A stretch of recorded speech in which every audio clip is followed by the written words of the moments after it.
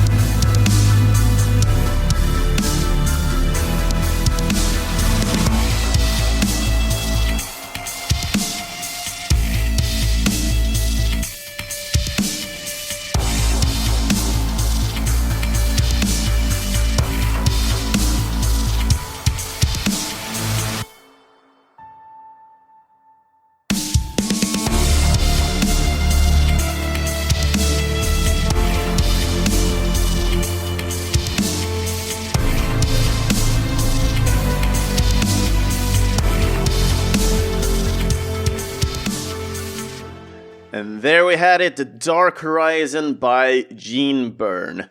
And I just love this track. First of all, it really sets the mood for what you're in for when it comes to the game Escape from Tarkov. It's just really nice to listen to, and where you're able to listen to this one is actually the first time when you enter the main menu. When you're starting up this game, this is what presents to you at the menu. And you can listen to this as you're going through your inventory, going through your hideout.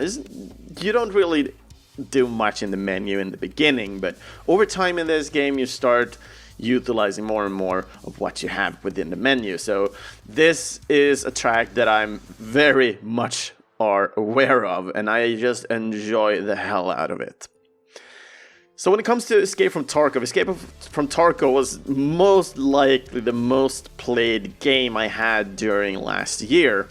And yeah, I was obsessed with it all until we got the wipe, so-called, because they're basically resetting the servers like every 6 months, and depending on when they're doing bigger updates in the game. So for Escape from Tarkov, I started around August. Started playing. I had the game for 2-3 months before that, but I really did not like this game in the beginning. And I had some friends showing me around the ropes, and from that point, the game really did speak to me, and I really got hooked into the experience.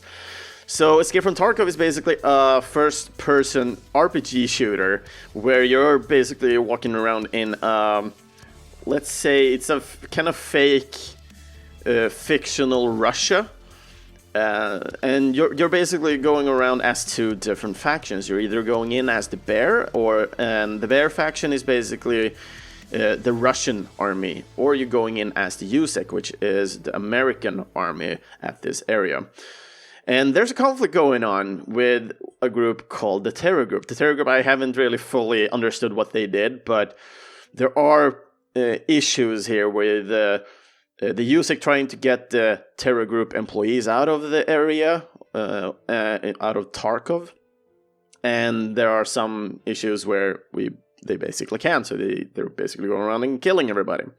So I highly recommend people to, if you're not interested in the game itself, you should definitely check in their miniseries. They have 5 episodes called Just Raid. I think it is sanctioned by the studio behind the game, which is the Russian Battlestate Game Studio. And it's just amazing. It's really well done. Mostly in Russian, but it's okay to listen to the translator one. Not listen to the translator one, but read the subtitle one. But there are some music as well, so there are some English inside the episodes as well. But just like the game, the Russian soldier and the American soldiers don't really understand each other, and kind of creates a conflict itself. And that is something that is really interesting when it comes to Tarkov, because that is something that do happen each and every day you're playing it. So when it comes down to this game, then the soundtrack here for Escape from Tarkov was created by none other than their own CEO and co-founder of the studio behind the game. And the name of him is Nikita Buyanov, and he is a Russian person. So, looking at the studio, it is a Russian studio as well, called Battlestate Games, and they started the development of their game Escape from Tarkov back in 2012, so it has a lot of years onto itself. I'm a little bit unsure exactly how big the studio is, but yeah, I'm not going to make any assumptions either, so let's just leave it at that. I think it is a smaller type of studio. But looking at the game to date is not still finished, but it is out in closed beta since 2018. And closed beta means that you are able to head to their homepage and buy the game. And there are multiple different tiers of the game as well, depending on what you want to get in the game. And it's basically just getting it's not basically getting a head start, but the different packs that you are able to buy will give you a starting gear, depending on what you picked, and also it will upgrade what is called your stash in the game. So the amount of items you're able to utilize inside your, let's say your character screen when you're outside of battle. And the game is also only available on PC. I have no idea if they're interested in making this for consoles later, because I do think and believe this will be an live product, so they will be working on development and keeping it up to par all the time, which could make it problematic when having it on console. And if we're looking at Nikita, it seems he's a man with many strings on his guitar. He has the title of Chief Operating Officer, meaning that he is the game director of Tarkov. He has worked a lot of things, but his main discipline is to work with 3D. But looking even further in, we can also see that he does have a red diploma in piano, as he graduated from the Vilnius musical school back in 2001. So when he's basically making music, he uses his online nickname Geneburn. And looking at this music, we can see that it dates back till 2010. So he has been working for a long time, and just looking back at his earlier works, it kind of sounds a whole lot like the music we'll listen to today. So I'm just super excited, and when it comes to Tarkov, it is still one of my favorite games. I'm not playing it as much right now because I have so much else going on in my life. But hopefully with time we can get some more structure onto this one. And talking about structure, it's time to go on to the next song. I feel like I'm talking way more than maybe I should, but maybe this could be something that leads into the new concept that we're going to have. Because I usually don't talk about the games that much when I'm talking about the music, because I'm more focused on the composers, more focused on the game itself, but I don't talk about much on my experience with the music itself sometimes. It feels like I'm missing out sometimes. But I will do better. I will have it way more structured when we make the new brand for the podcast. So next up is Death's Door and the song Avarice.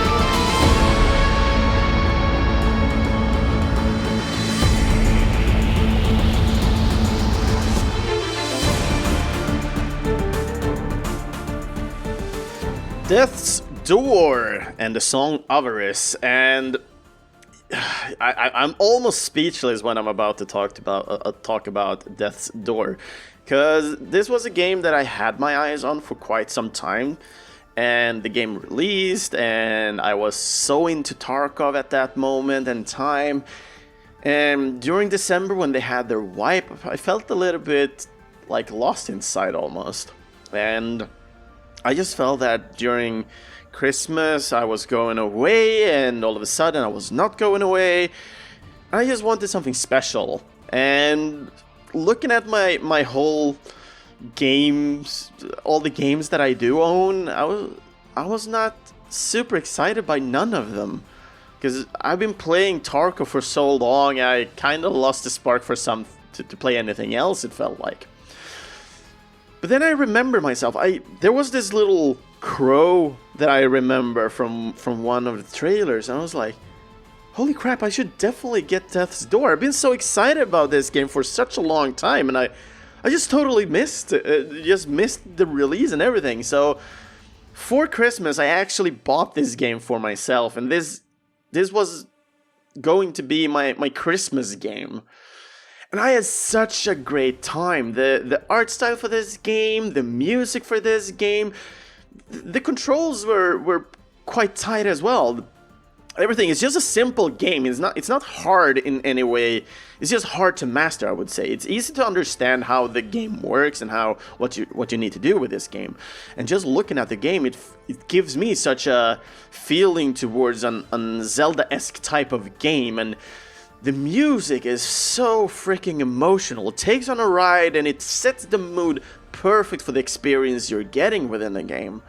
And Avarice is the perfect example of what you can expect within this game.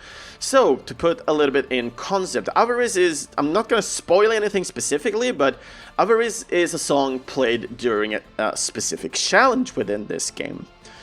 And when you're playing this type of challenge, you're actually also utilizing the length of the track to be something specific for the experience. So what I'm saying here is the song is not that long. It's about 2:30 in length. And when it comes to these challenges, they are about the same length unless you're really dragging out this challenge, which you are able to, of course. But the experience you're getting while this song is played is just freaking amazing. You're going in, you're doing what you need to get it done, and you're just at least I loved it when it comes to the part of this song specifically used in this game.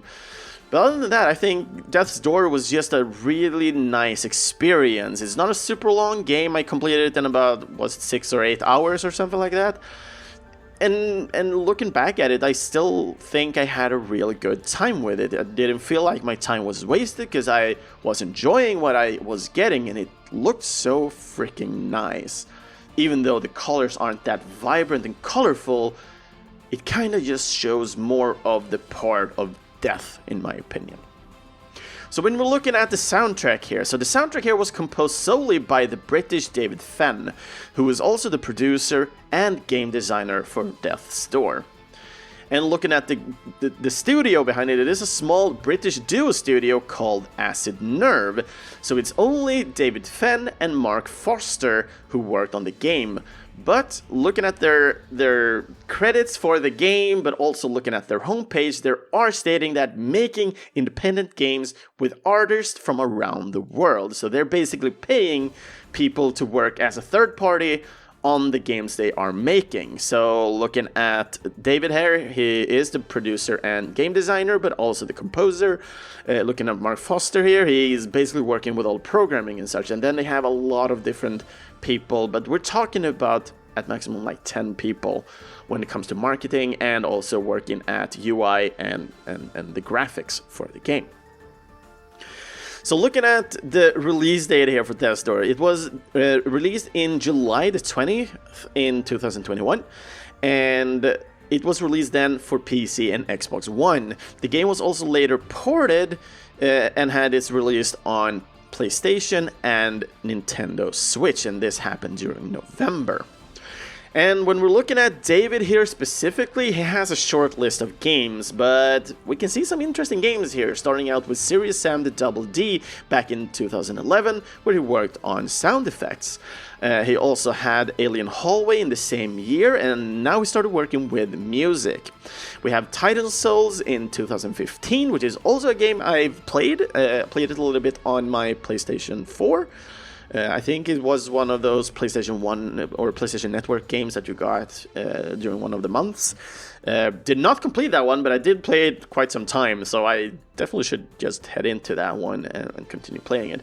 And Titan Souls is also kind of fun because it's also one of these more minimalistic kind of games where you basically just have a roll and you can fire and hit stuff. After that game, we have Pool Panic and then Moonlighter in 2018, and lastly Death's Door. So it's not that many games, but I'm actually looking forward to hear more from David, as I've listened to the soundtrack in Titan Souls, I listened to the Moonlighter soundtrack and Death's Door, and I'm excited about all these soundtracks. So I hope you guys, maybe you guys, have you played this game as well? Because I would love to hear your thoughts on the game, but also on the soundtrack if you have any. Because it's always nice to hear what you guys think, and maybe you want to just pick up some of the tracks you listened to last year, or games that you played that you want to recommend me maybe. I don't know. I'm just excited to hear what you guys have in thought and mind while listening to this podcast. So the last song for this week is a little bit of a special one. I know a lot of people have recommended me playing this game, and it took a while before doing that, and I basically met a couple of awesome people that I got to know even more during 2021. And one of the games that they really liked was Klonoa, and specifically, or more specific, Klonoa 2, the Lunateer's Veil. But when it comes to me, I don't want to start usually with sequels. I actually want to see where the whole game started out. So we're going to listen to the Quiet Choir from the first game, Klonoa.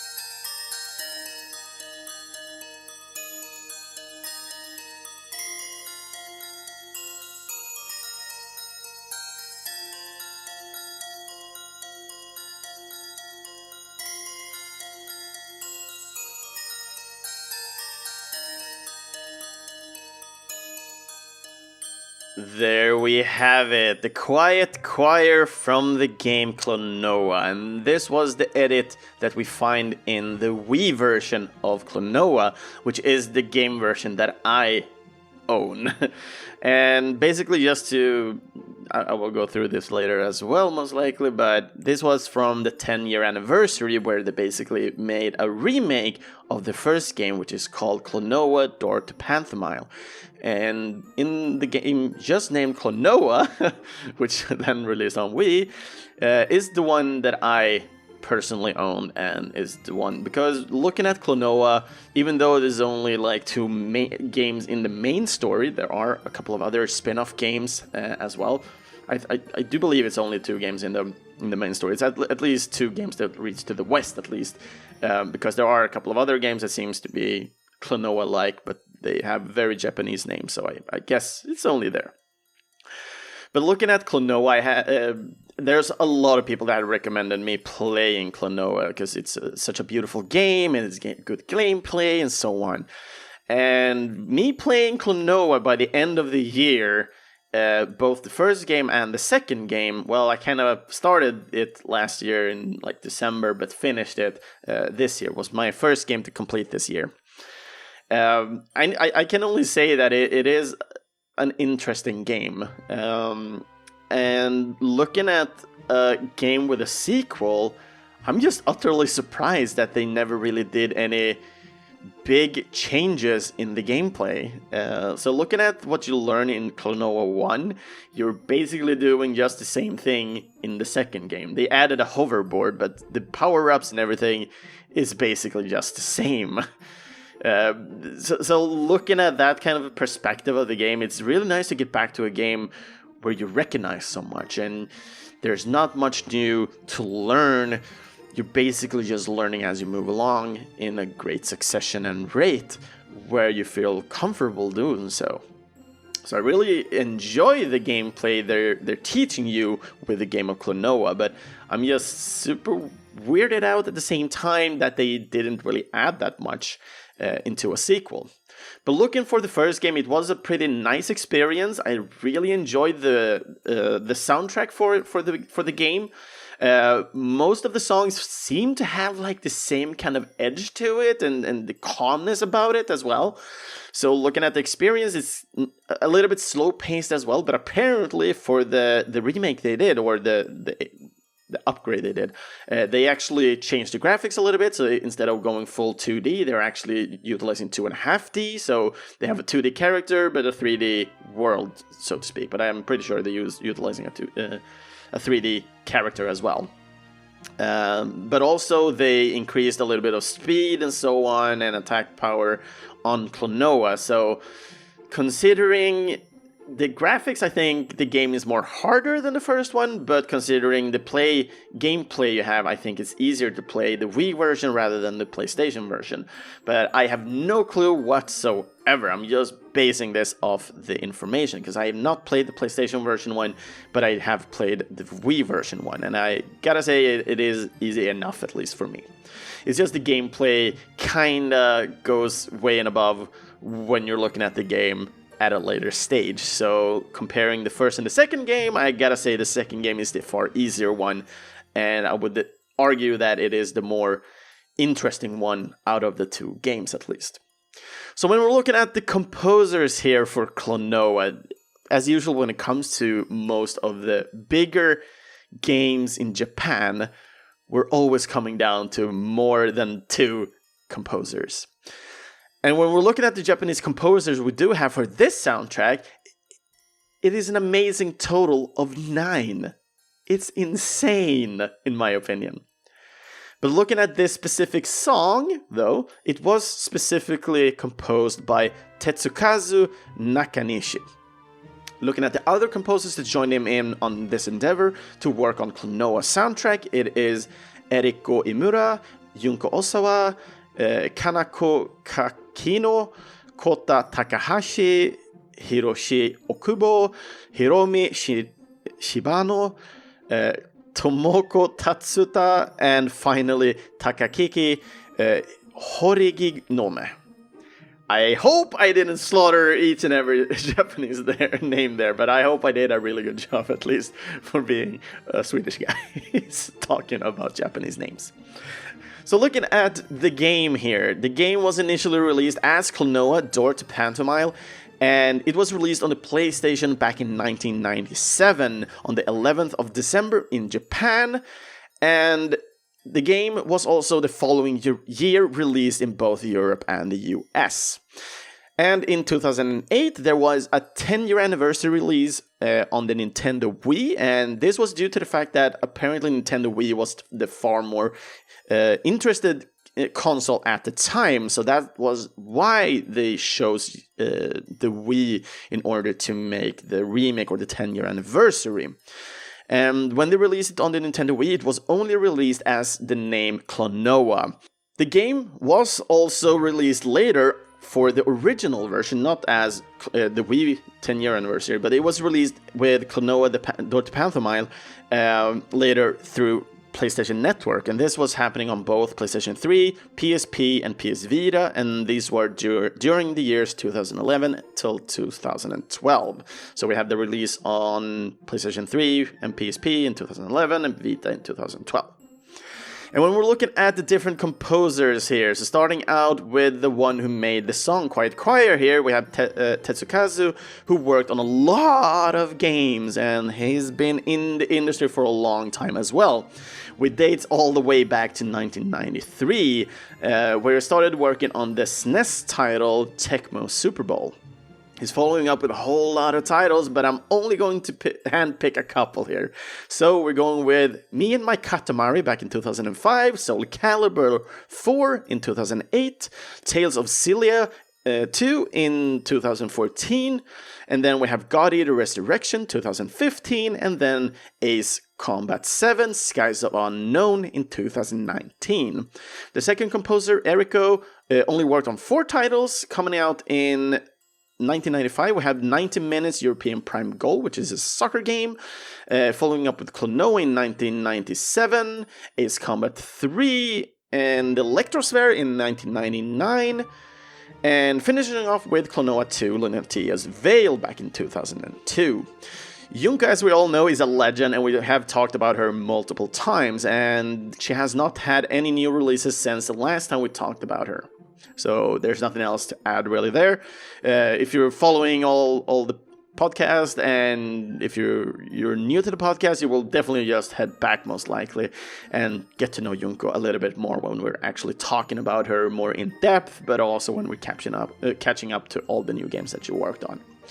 Kanako, the third composer here, or fourth composer in order here, is also a person with a couple of games on her list, with Klonoa being the first game she worked on. Funny enough, she is also one of the few of all the composers who kept working on the Klonoa series, working on Klonoa 2, Lunatea's Veil in 2001, Klonoa Heroes, then Setsuno Star Metal, and Klonoa Beach Volleyball back in 2002.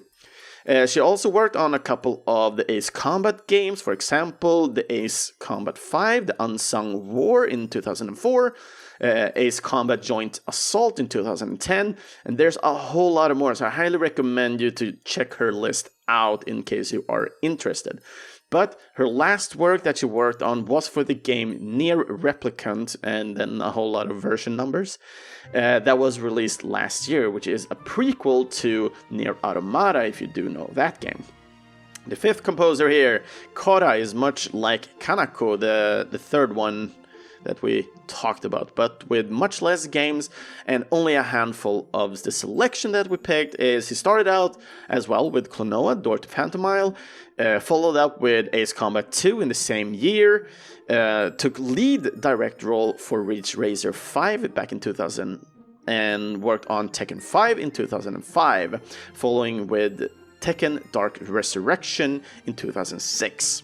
And the last game he worked on was Ace Combat Assault Horizon Legacy Plus that was released back in 2015. Next composer after that we had Hiroshi, who is a guy that started out early as well. Dates back all the way to 1995, where we worked on the soundtrack for Ridge Racer Revolution. And many of the titles that followed were soundtracks for the games that are already named. So, looking at Hiroshi, he had worked with a lot of the names we talked about earlier here, and at certain times. And the last game he worked on was for the Ace Combat 7 Skies Unknown in 2019. So, the same last game as Tetsukazu, the guy who made Quiet Choir. Next composer, we have Hiromi, who worked in the video game music for a little bit more than 10 years, and her first work being for the soundtrack for Rolling Thunder 2 back in 1991. Some of the handpicks that I'm going to do here is Pack Attack from 1993, Cyber Sled in 1995, Mr. Driller in 1999, and lastly Mr. Driller, Drill Spirits from 2004. Then we have Tomoko, who started out in 1997, her first name being Libro Grande, which is also a soccer type of game. Did a voice for one of the characters in Mr. Driller in 1999, and the last game she worked on was Katamari Damacy Reroll from 2018. If I remember correctly about the reroll, it is a HD remake of one of the earlier Katamari Damacy games. A little bit unsure, but well, we do have the reroll kind of name, so it's kind of a giveaway of some sort, I guess. I'm just highballing or curveballing here. Looking at the last composer we have for today is Takaki, who had a very short career within video games, and he only worked on 4 games, starting out with Pack Attack, as Hiromi did.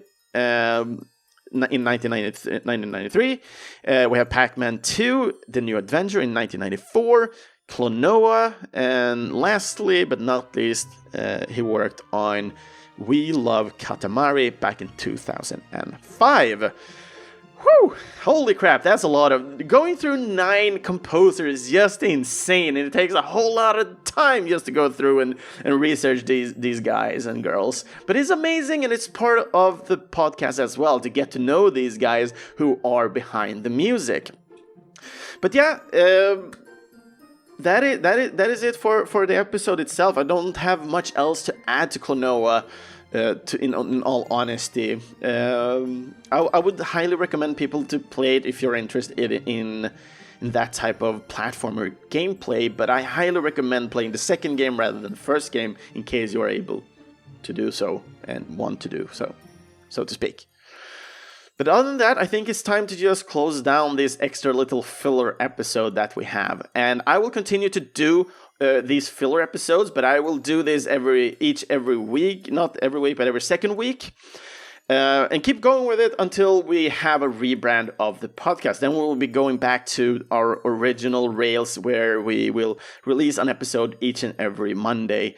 So I hope all you guys do take care out there, and I hope you will enjoy every filler episode that I'm going to do. It's going to be shorter, most likely, and I'm going to just go through a couple of games that kind of made an impression on me during these 2 weeks all the time. And these were the 3 first ones that had made an impression on me, and I hope you like the tracks that I picked. So other episodes of Finally Game Music, you'll find those on our homepage at videospelsklubben.se, Spotify, or in your closest podcast app. Feel free to follow and comment on any of our social media, either on Facebook or Instagram. Just search for Finally Game Music and you will get there. And it helps a lot if you just do go in and like the episodes, share them with friends. We are getting, I can notice now, even if I'm not releasing anything, I'm just super happy that we find new people that joins in the crowd of Finally Game Music and enjoying and learning about the composers. But if you would like to hear your name in one of these episodes, feel free to request a song for an upcoming episode when we're rebranding the whole shebang again, because it's going to be spontaneous for me during these. But I'm just reminding you guys to feel free to come by and comment on any of our social pages. It's super awesome to just stay in contact with you and talk to you about video games, but also the music. You can also support this podcast and its future content and quality by supporting this podcast on Patreon. And currently we have 2 awesome backers that is standing firm. Thank you so much, Andreas Nilsson and Daniel Onemark, for supporting this podcast. Links to where you can either buy and support these composers behind the music that we'll listen to today, you'll find those in videospelsklubben.se and the episode there. And the next theme will basically just be a filler number 2. And with that said, do take care, everybody, and see you all guys next time.